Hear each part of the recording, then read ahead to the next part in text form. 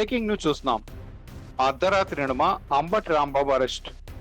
Guntur Nallapadu police station కి తరలించిన పోలీసులు.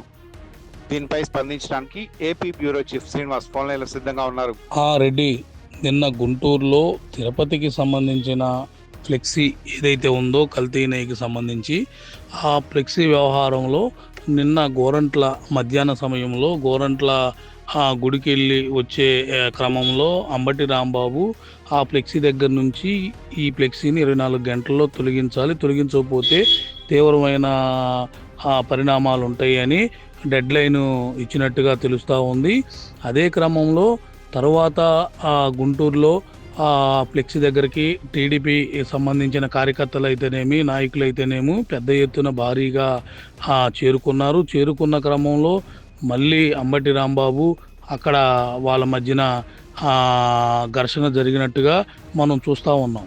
అయితే ఈ క్రమంలో అంబటి రాంబాబు ఒక ప్రధానమైన మీడియాతో మాట్లాడుతూ సీఎం చంద్రబాబు నాయుడు మీద తీవ్రమైన పదజాలంతో సంబోధించినట్టుగా మనం మీడియా ముఖంగా కూడా చూసాం. అలాగే ఈ క్రమంలో తోపులాటలు జరిగి అంబటి రాంబాబుని అక్కడి నుంచి పోలీసులు తరలించడం జరిగింది తన హౌస్కి.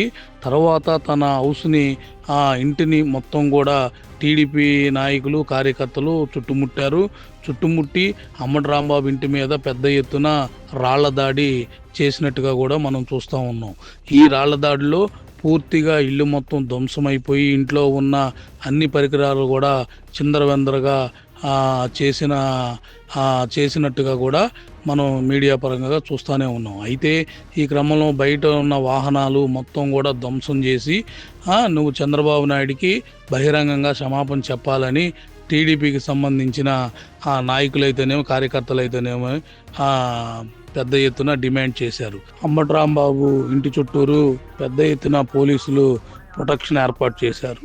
అదే క్రమంలో రాళ్ల దాడి మధ్యాహ్నం సమయం నుంచి రాత్రి 12-1 గంట వరకు కూడా రాళ్ల దాడి జరుగుతూనే ఉంది. అయితే పోలీసులు ఈ క్రమంలో చేతులెత్తేసే పరిస్థితికి వచ్చేశారు. అయితే తెల్లవారుజామున అంబటి రాంబాబుని అరెస్ట్ చేసి నల్లబాడు పోలీస్ స్టేషన్కి తరలించారు. అయితే కార్యకర్తల్లో తీవ్ర అసహనానికి గురి చేసే విధంగా అంబటి రాంబాబు వ్యాఖ్యలు చేశాడని, అయితే అంబటి రాంబాబు మీడియా పరంగా కూడా మాట్లాడుతూ అప్పుడప్పుడు చాలా దురుసుగా మాట్లాడతాడని ఆ కోపం మొత్తం కూడా ఇప్పుడు ఈ కార్యకర్తలు ఈ మాటల రూపంగా అతని ఇంటి మీద దాడి అయితేనేమి కార్లు అన్ని ధ్వంసం చేసుకునేదాకా తెచ్చినట్టుగా మనకు తెలుస్తూ ఉంది.